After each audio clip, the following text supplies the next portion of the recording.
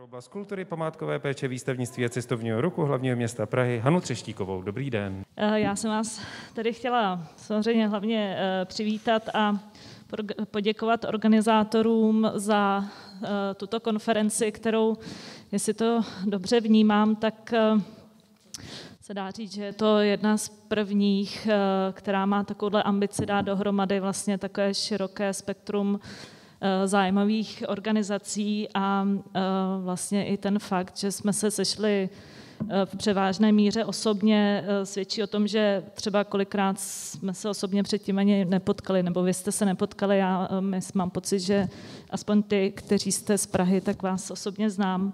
Nicméně i v této době, kdy máme všichni na ústech roušky, je to důležité se osobně potkávat a vyměňovat si názory a informace. Co se týče Prahy, my bychom vám rádi na tomto plénu řekli, že jste pro nás velmi důležitý partneři pro jakoukoliv debatu a odbornou diskuzi. Já od svého nástupu do funkce, což budou 2 roky, kromě toho, že jsem absolvovala spoustu jednání 1 na 1, tak jsem ale absolvovala i spoustu jednání v různých zájmových skupinách a u některých témat jsme se potkali několikrát a budeme se určitě ještě několikrát potkávat, typu kulatý taneční stůl, nebo stůl na téma tance, nebo různý kulatý stoly na téma divadla. Pro nás jsou to vždycky důležité momenty v tom, jednak vyslechnout si celé názorové spektrum, jednak dopřát i vám, slyšet to široké názorové spektrum a snažit se vytipovat slabiny, které pražská kulturní politika skýtá nebo na kterých by mohla pracovat. Já se moc omlouvám, vím, že covid by neměl být dnešním tématem, ale já se mu nemůžu vyhnout, tak se předem omlouvám, protože samozřejmě nejsme jediný, ale hlavní město Praha čelí nebývalé krizi a není to dobrý a my vlastně teďka v tuhle chvíli nemyslíme na nic jiného, což pravděpodobně vy taky. A já jsem chtěla říct, že jak my na to pohlížíme, je, že se snažíme dívat skrz heslo krize je šance a tuto krizi přetavit v šanci pro nějaké kroky v budoucnu, které pomůžou určité věci třeba vyřešit, nějaké zahnilé problémy, kterými se Praha potýká už delší dobu, tak je vyřešit. Já mám kulturu a cestovní ruch, tak jenom co se týče cestovního ruchu, my jsme připravili novou koncepci, která staví zájmy Prahy a Pražanů na první místo a hledá cesty, jak Prahu definovat sobě kulturní destinaci, což je takové dlouhodobější téma, o kterém jsem, myslím, i mluvila s některými z vás a je to taková naše společná, je to něco, co bychom všichni měli chtít a na čem bychom měli pracovat a Praha samozřejmě bude ten hlavní nositel této myšlenky a budeme na tom spolupracovat. My tu koncepci představíme veřejnosti poté, co bude schválena ještě zastupitelstvem hlavního města Prahy, tak to asi pak budeme nějak vás o tom informovat. A co se týče kultury, dovolte mi, abych tedy ještě jenom v rychlosti projela to, co my jsme od vypuknutí březnové krize, čím Praha prošla. My jsme vlastně ihned zapojili všechny možnosti, jak kulturní scéně pomoct. Nechtěli jsme na nikoho zapomenout a věděli jsme, že kdo rychle pomáhá, 2krát pomáhá.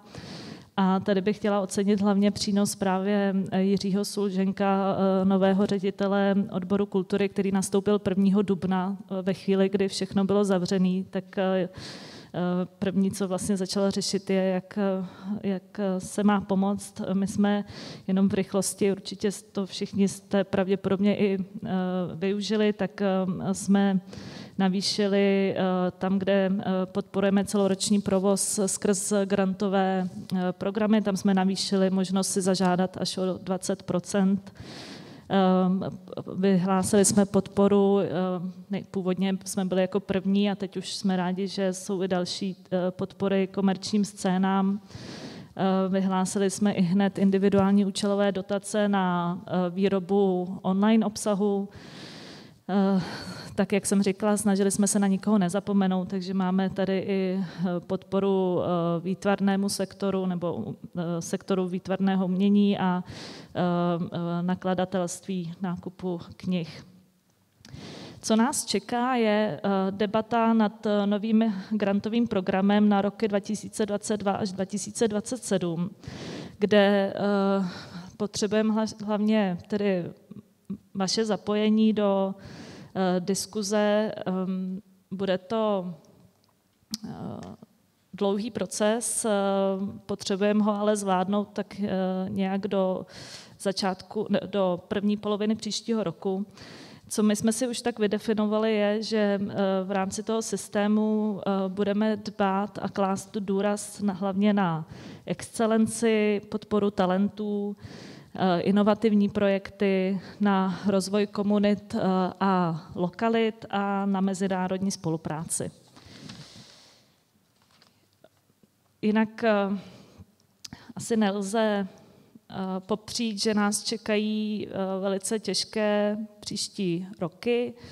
My doufáme, že mluvíme tak o 2 letech, uvidíme, jak se krize potáhne a už v tuhle chvíli bohužel mi nezbývá, než anoncovat, že budeme muset dělat různé nepopulární rozhodnutí. Nicméně i pro tato nepopulární rozhodnutí určitě budeme chtít nejdřív intenzivní debatu právě s odbornou veřejností, abychom jasně ukázali, nebo abychom ty rázná rozhodnutí měly podložený nějakým odborným názorem. Já jsem zaznamenala, že jsem měla odpovědět na to, co jsou slabiny, nebo čemu čelíme z naší pozice nějakým, tak to já jsem si připravila.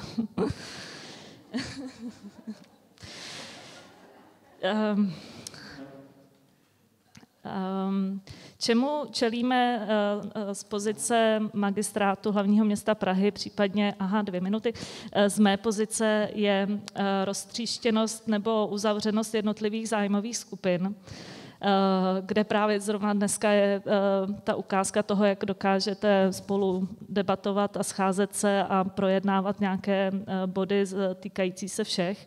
Nicméně my jsme právě na to vždycky, nebo je to složitý neustále řešit drobné problémy nebo menší problémy jednotlivců. Pro nás je lepší a efektivnější řešit spíš právě jakoby ty pojmenované problémy třeba v celém tom odvětví. Čemu jsme taky čelili a doufám, že už se to zlepšilo, je nedůvěra z vaší strany vůči politikům na magistrátu nebo vůči magistrátu jako takovému. Já tomu rozumím, sama pocházím z kulturní sféry a vím, jak se dřív magistrát choval nedostupně či uzavřeně. Nicméně doufám, že za ty 2 léta, který už jsem ve své funkci, tak jsme dokázali tak jsme vám ukázali, že jsme dostupní dialogu, že kdykoliv z vás má zájem o schůzku, tak není problém a že můžeme být pro vás partnery, kteří nejenom hází klacky pod nohy, ale naopak dokážou pomoct. A v poslední řadě, co jenom taková konkrétnější, ne výtka, ale tak jenom takový feedback. My často z vaší strany posloucháme vlastně dlouhé nebo informace o tom, co nefunguje, co potřebujete, je spíš negativní informace a tak dále. A my jsme ale přichystaný poslouchat i třeba konkrétním nebo konstruktivním návrhům, které, když jsem právě jednala s Asociací nezávislých divadel, tak jsme si pak volali se Štěpánem Kubištou. Já jsem mu tohle říkala, že to bylo hrozně vlastně depresivní, co všechno jsem se od vás dozvěděla, ale nedostala jsem žádný návrh konkrétní třeba na něco, co můžeme udělat. A on přišel, nebo vy jste přišli, teď nevím, kdo přesně v tom byl zainteresovaný, přišel s nápadem kulturní tramvaje. A výsledek je, že kulturní tramvaj už jezdí, protože to prostě nám se ten nápad líbil a dokázali jsme ho zařídit a zprocesovat a kulturní tramvaj jezdí na lince 9, kde můžete všichni propagovat své kulturní programy. Já tím chci jenom demonstrovat, že my lecos dokážeme, ale můžou to být jenom opravdu konkrétní věci, jak zlepšit pražskou kulturu, nejenom vlastně ten lobbying ze strany nebo směřující na zlepšení grantové politiky a směřující na zlepšení infrastruktury a tak dále, ale my třeba dokážeme i drobnější zásahy, které pak kulturní politice nebo kultuře v Praze můžou pomoct. Hana Třeštíková, děkujeme.